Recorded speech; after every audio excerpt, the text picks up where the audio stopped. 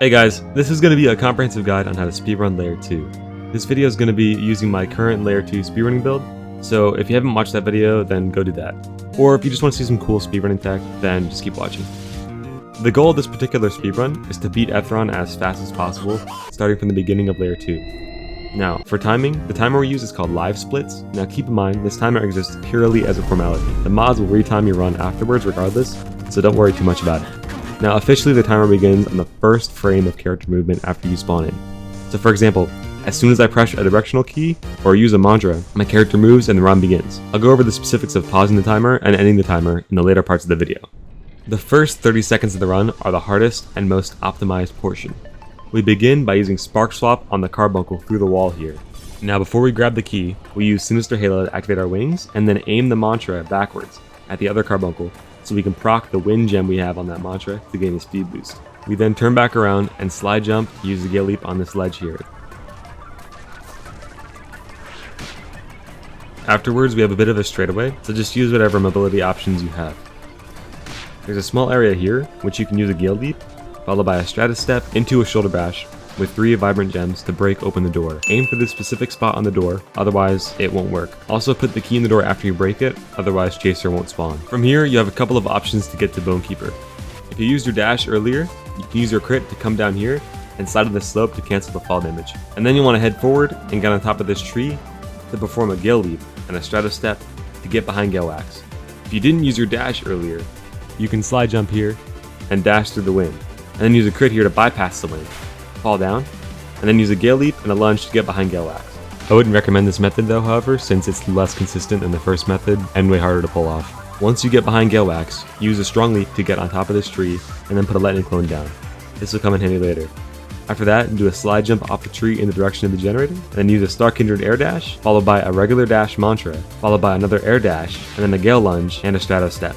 If you do this correctly, you should have enough height to climb up this wall, and then gale leap across to this portion here, and then you can dash through, and now's a good time to switch over to Eversphere because it does more damage. Now this part's tricky. You want to use your shoulder bash before you enter the wind, so that you can bypass the slowness caused by the wind, and then pray that you get the Bonekeeper spawn on the side that's closest to the generator. Otherwise, you might as well just restart. As soon as you get your ether back to full, hold H to charge up Arter Scream and attack the Bonekeeper. Now you should be able to stat check him. The only move you should watch out for is his grab, but he dies in about 9 hits, so he's not that difficult to fight. Once you get him, gale leap off this ledge into a strong leap, and then climb up that side to get on top of the generator. And once we're here, you have time to switch to your Petra's Anchor, grab the generator, and then now you can either gale leap across, or you can swap with your clone foot down earlier, and you can get a couple more cheeky gale leaps here to save a bit of time.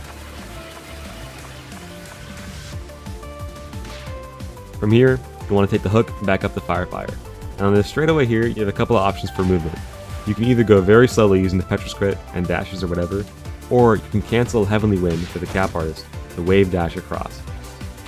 Now once you get over here, instead of going to the NPC and through this cave, we're just going to skip all that by gale leaping off of this tree and then coming down here, and then gale leaping off this cliff down here.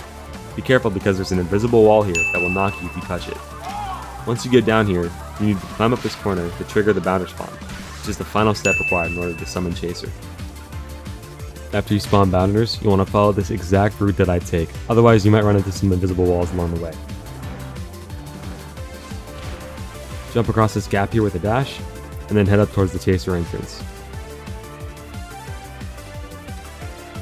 Now before we begin the fight, you want to switch to your Evan Spear and get an Arter Scream ready. If you're fast, you can get 3 hits on Chaser before the fight even starts. Just end his dialogue, proc your Arter Scream, and then roll cancel for a Spine Cutter, and then parry the follow-up attack and hit one more time. Now here's how you deal the most damage possible to Chaser. When you think he's about to come down, use Arter Scream and then initiate a roll cancel. After that, inhale any Gale Mantra to get Aftercut proc, and then if you're lucky, you can hit him 9 times. If you do this every time, you should be able to kill him in 4 cycles from my experience. Here's another example of me doing the cycle.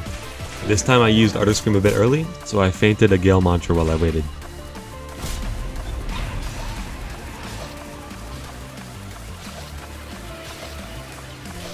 Once Chaser is down, you have some time before the entrance to floor 2 actually works, so don't forget to grab your chest.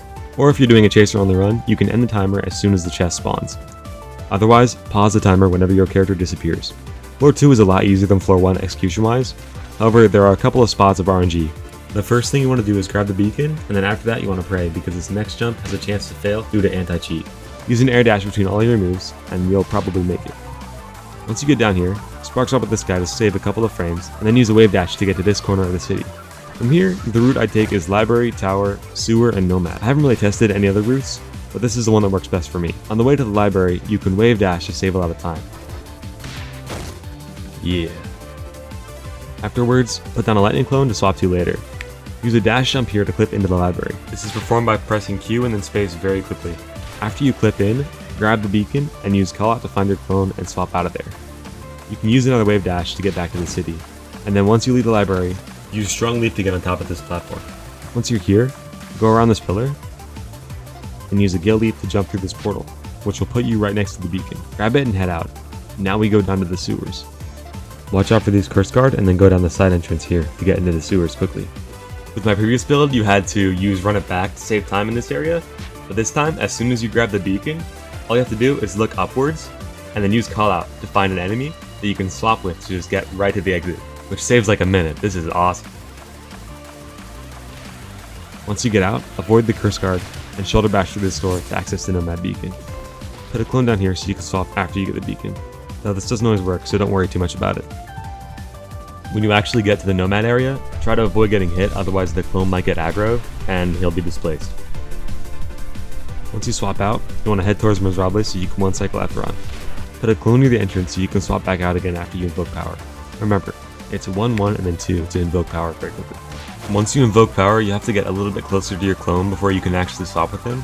I'm not sure why this happens. I think clone despawns at a certain distance away, so just get a bit closer and it should work. Also at this point you can get a small wave dash here. I would recommend doing it here instead of later on, just because there's no risk of you falling off and dying to the void in this zone, as opposed to later on when there's the bridge and there's the void.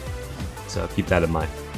After the bridge though, you do have a good opportunity to wave dash because there's a straightaway in this hall. And then from there, you can use your mobility moves and slide down the slope a lot. I just spam control whenever I'm on this area, and I can get down pretty fast. And then once you get down to the bottom, go ahead and switch to your Evan Spear and Axe for more damage. And put down your armor repair kit after you summon Atheron. That way you can get your armor back to full. Now since we have enough mobility to avoid using the ramps, I made a little handy dandy diagram here that describes what direction you should be taking to put in all the bones. Just follow this very useful diagram and you should have no issue getting Atheron done. And here's an example of me jumping upwards to avoid using the ramp. Also, if you're wondering why I changed footage for this fight, it definitely isn't because I wiped while recording this video. That would never happen. Also, here's another trick with the fight. If you parry his overhead slam in midair, you should be able to get 3 hits off on him instead of 2 hits, which adds up over time. And that can help contribute to one cycling Atheron if you don't have enough PVM. Another trick you can do with this build is swap with the health packs to avoid wasting time traveling between the bones. After you stun Atheron, go down and hit him until he dies, and then after he's dead, quickly jump down and try to find the door. Once you've done Atheron as much as I have, you kind of have a mental map of where the door is, so you should have no issue finding it. You can go ahead and grab the chest. You have enough time to grab like 2 or 3 items, and then the biggest time save in this area is spark swapping with the curse card to avoid dying to them and just getting out of the city a lot faster with it. And then yeah, that's pretty much the run. There's not much tech here. You might be able to wave dash in this area, but I usually don't because I don't have enough ether. And you would end the timer as soon as you touch let up. And that's the run. Now that you all know how to speedrun and you know how to make the build, I'm expecting to see like 50 or so runs. I better see hundreds of runs. I better see thousands of runs in the Deepwoken speedrun leaderboard. Link in the description below. Okay, bye.